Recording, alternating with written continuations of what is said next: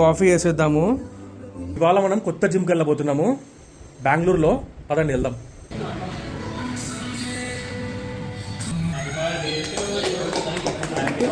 Happy birthday to రాము.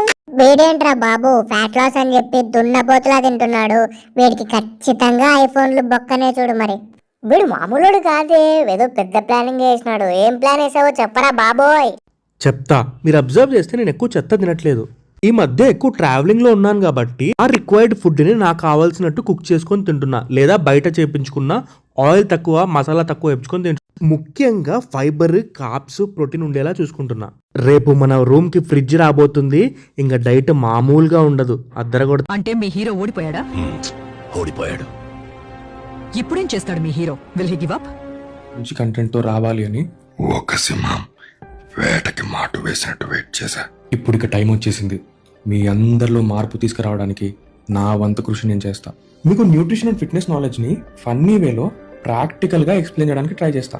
ఈసారి వేట ఆగదు.